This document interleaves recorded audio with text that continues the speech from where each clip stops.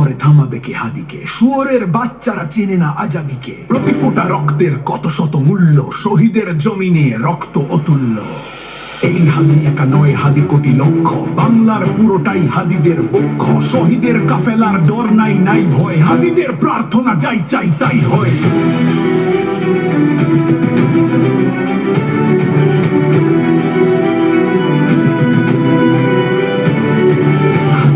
এই দেশ জমিনের রক্ত, যুগে যুগে হাদিদের কেন যে অযত্ন। হাদিরাই এটো বোমা আবাবিল পক্ষী, সহুসের মন ছিল সুশীতল লক্ষ্মী। বাবরার হত্যায় ভেবেছিলে শ্রেষ্ঠ, দেখেছ কি ফলাফল ছেড়ে নাই কেষ্ট। হাদিরাই জন্মায় ফাতেমার গর্ভে, হাদিরাই মরুভূমি ফুলে ফলে ভরবে।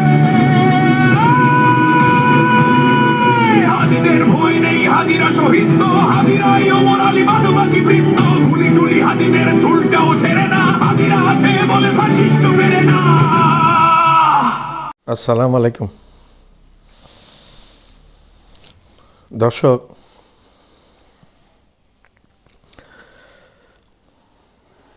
ওসমান হাদির মৃত্যু পুরা দুনিয়াকে কাঁপিয়েছে, শুধু বাংলাদেশ না। মিডিয়া কাভারেজ পুরা ওয়ার্ল্ডে হয়েছে, বিবিসি, CNN, তারপর ডয়চে ভেলে, অন্যান্য নিউজে, এবং কানাডা, অস্ট্রেলিয়ান, নিউজিল্যান্ড, এমনকি গাজাতে দেখলাম আমি প্লে কার্ড নিয়ে আছে, ছোট ছোট বাচ্চারা, শিশুরা ওসমান হাদির প্লে কার্ডগুলো নিয়ে আস তারা মিছিল করছে ওসমান হাদির জন্য। একটা নসিব, বড় একটা নসিব না থাকলে এরকম হয় না। একটা নসিবওয়ালা মানুষ ধরতে গেলে ওসমান হাদি, ওসমান বিন হাদি, শরীফ ওসমান বিন হাদি। আমেরিকার অধিবাসী পান্নু শিখ নেতা, উনি তীব্র প্রতিবাদ জানিয়েছে, একাত্মতা ঘোষণা করেছেন ওসমান হাদি পরিবারের সাথে, বাংলাদেশের মানুষের সাথে। উনি এটাও বলেছে যে বেশি বাড়াবাড়ি করলে, ভারতে বেশি বাড়াবাড়ি করলে চিকেন নেক করিডোর দখল করে 7 সিস্টার আলাদা করে দাও।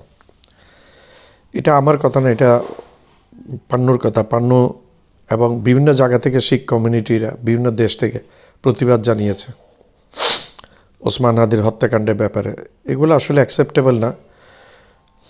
কানাডা তো শিখ নেতাকে হত্যা করেছিল ভারতের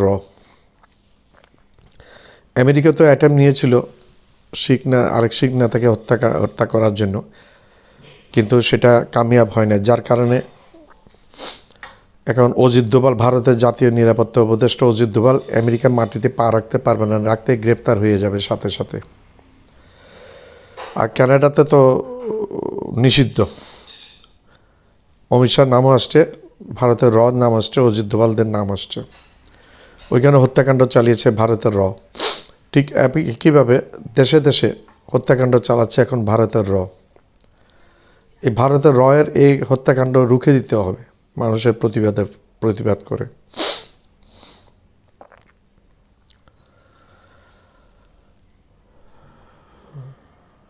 বাংলাদেশেও হত্যাকাণ্ডগুলো চালাচ্ছে ভারতের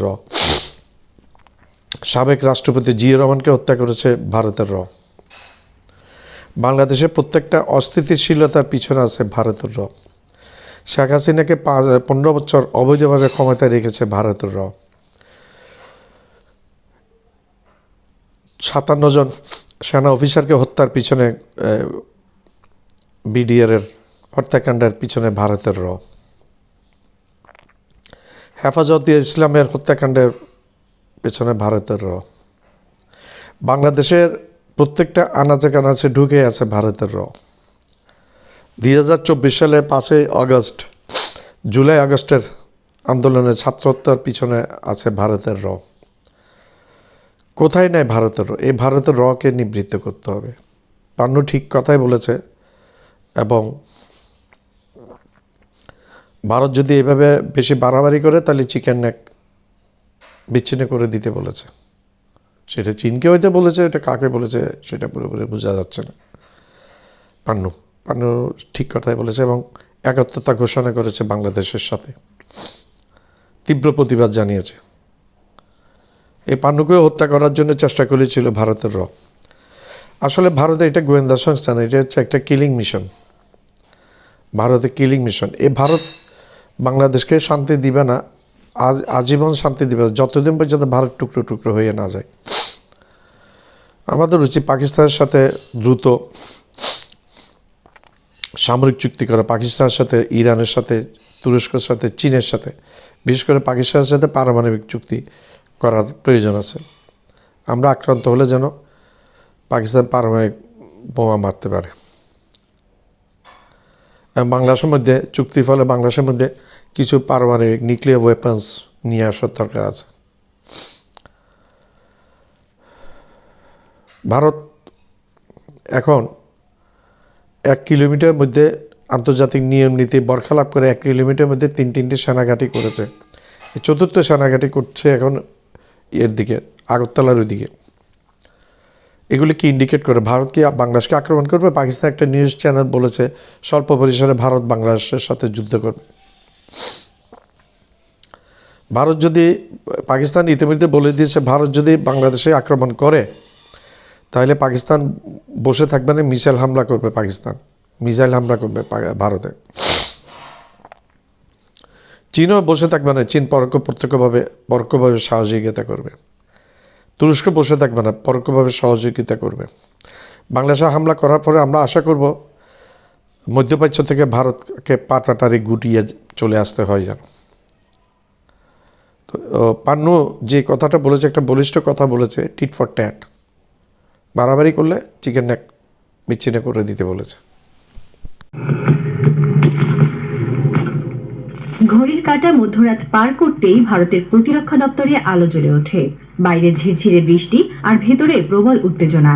ভারতের chief of defence staff general Anil Chauhan যেন আচমকা জেগে উঠলেন এক দুঃস্বপ্ন থেকে। তার চোখের পাতা ভারী, কিন্তু মাথার ভেতরে ঝড়। চীন, পাকিস্তান আর বাংলাদেশ, না, এ কোনো চেনার লড়াই নয়। এটা এক অদৃশ্য চাপ, এক অশ্রুত যুদ্ধ শুরুর আগের কাঁপুনি। জেনারেল জানতেন এই মুহূর্তে যা তিনি ভাবছেন তার সামনে আসা মানেই কাঁপতে থাকবে গোটা ভারত। আর তাই হচ্ছে। ভারতের বিখ্যাত গণমাধ্যম দ্য প্রিন্টে দেওয়া সাক্ষাৎকারের পর যেন অদৃশ্য বিস্ফোরণ শুরু হয়েছে কলকাতা থেকে দিল্লি অবধি। ভারতের জাতীয় নিরাপত্তা চক্রের কেন্দ্রে ঘটে গেছে যে বিস্ফোরণ, না তা কোনো বোমার নয়, একটি বিবৃতি।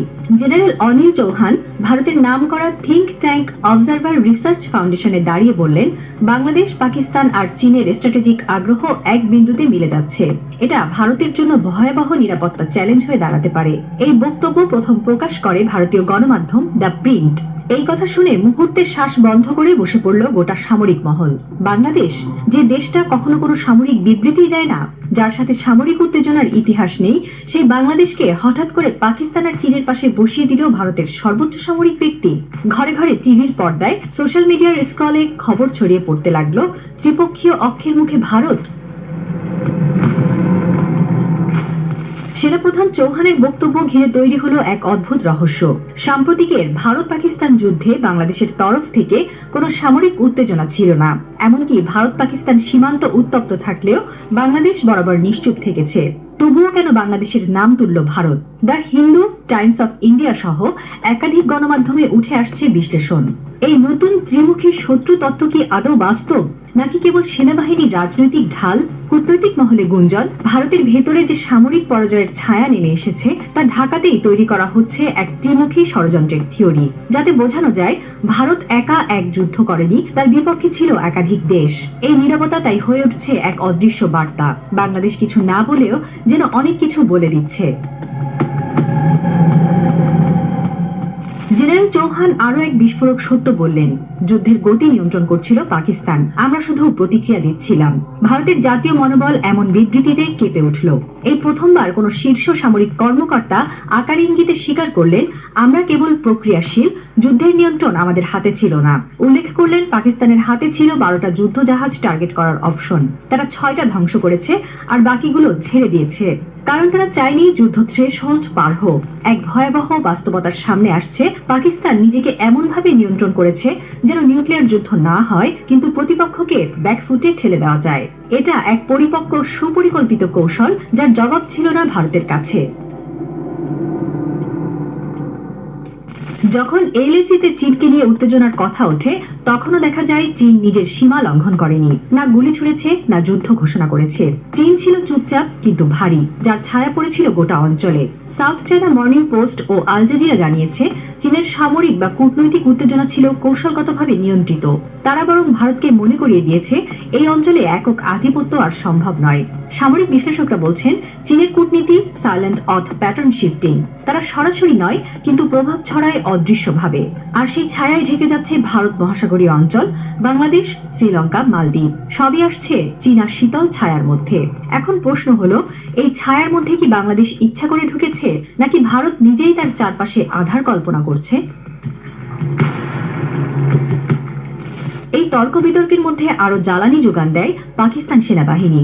জেনারেল আসিম মুনির সোজাসাপটা ঘোষণা দেন, ভারতকে হারাতে আমাদের কোনো দেশের সহায়তার প্রয়োজন হয়নি, না চীনের, না তুরস্কের, না বাংলাদেশের।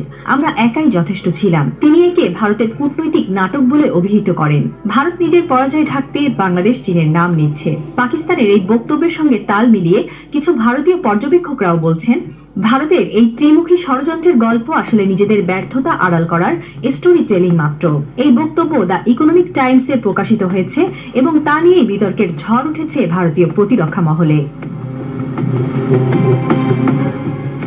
যখন গোটা ভারত উত্তাল, যখন পাকিস্তান ভরসা পাচ্ছে নিজের একক সামর্থ্যে আর চীন থাকছে ছায়া কূটনীতির পথে, ঠিক তখনই বাংলাদেশের রাজধানী ঢাকা এক অদ্ভুত নীরবতায় ডুবে রয়েছে। কোনো বিবৃতি নেই, কোনো তর্জন গর্জন নেই, তবুও এক অদৃশ্য হাসি যেন ঘুরে বেড়ায় বাংলাদেশ সচিবালয়ের অলিন্দে। কূটনীতিকরা বলছেন এই নীরবতাই সবচেয়ে বড় অস্ত্র, কারণ এই মুহূর্তে দক্ষিণ এশিয়ার ভূ রাজনীতিতে সবচেয়ে কৌশলী অবস্থানে রয়েছে বাংলাদেশ। ডিপ্লোম্যাট স্ট্র্যাটফর্ড, দ্য ইকোনমিস্ট সহ একাধিক আন্তর্জাতিক পর্যবেক্ষণ বলছে বাংলাদেশ এখন আর ভারতের চোখে ছোট ভাই নয়, বরং এক সাইলেন্ট স্ট্র্যাটেজিক প্লেয়ার। বেইজিং ও ইসলামাবাদের সঙ্গে বাংলাদেশের ব্যাক চ্যানেল সম্পর্ক, সেনা প্রশিক্ষণ আদান প্রদান, জ্বালানি ও অবকাঠামো বিনিয়োগ সবকিছুই ভারতকে মনে করিয়ে দিচ্ছে এই নীরব দেশ একদিন সবচেয়ে দৃশ্যমান হবে। বিশেষজ্ঞদের মতে ঢাকার এখন ভূকৌশল হলো স্ট্র্যাটেজিক সাইলেন্স, নিজের অবস্থান না বলে চারপাশকে ভাবনায় ফেলে দেওয়া, যা কিনা ভারতের জন্য হয়ে উঠেছে এক অদৃশ্য মানসিক যুদ্ধ।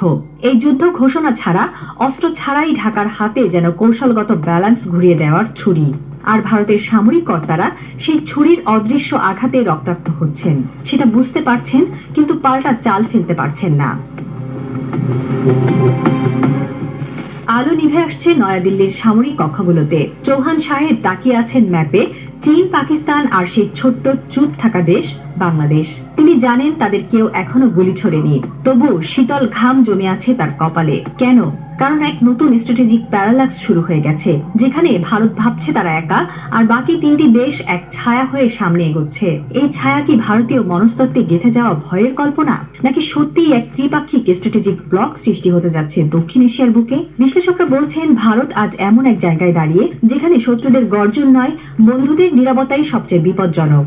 বাংলাদেশের নীরবতা, চীনের কৌশলগত চাপ, পাকিস্তানের নিয়ন্ত্রিত আগ্রাসন সব মিলিয়ে গঠিত হয়েছে এক অদৃশ্য মাস্টার স্ট্রোক। কেউ বলে এই একাত্মতা শুধু ভারতের মস্তিষ্কে জন্ম নেওয়া এক আতঙ্কের কল্পনা, আবার কেউ ফিসফিস করে বলে ছায়া কখনো ছায়াই থাকে না, সময় মতো সেটা হয়ে ওঠে আগুন।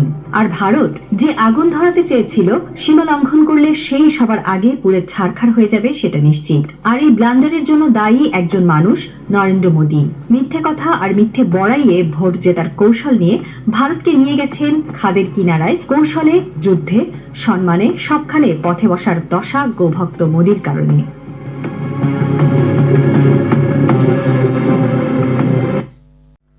হাদির মাথায় লাগছে গুলি, নাকি দেশের মগজে, কার ইঙ্গিতে বুলেট চলে, চলছে কাদের মদদে। হাদির মাথায় লাগছে গুলি, নাকি দেশের মগজে, কার ইঙ্গিতে বুলেট চলে, চলছে কাদের মদদে। চিবায় চাবায় ব্রিফিং করা এখন না হয় ছাইরা দে, ভাইয়ের খুনি কেমনে গেল আমার কেউ বইলা দে। তীব্র নিন্দা ফলায় রেখা রাষ্ট্র এবার জবাব দে।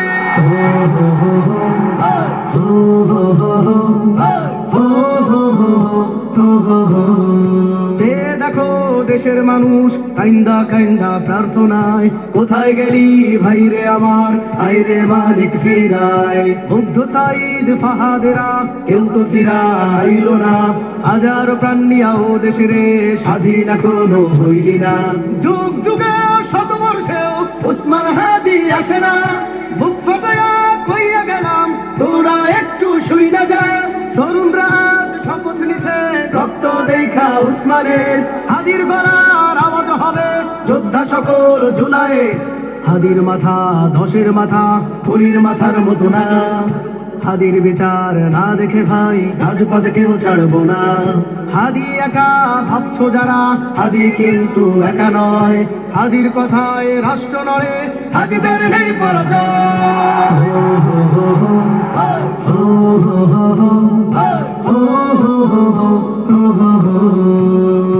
রক্ত খেকো সুর ছানা খুনি কিলার করে ভোট, দেশ বাঁচাতে ভাই মরে আর তোরা বসে আঙুল চোষ। অপরাধী পর পাওয়া যায় কিসের তো আইন দেখাস, ওই আসনে পয়সা তোরা আইন দিয়ে কারবাল ফালাস।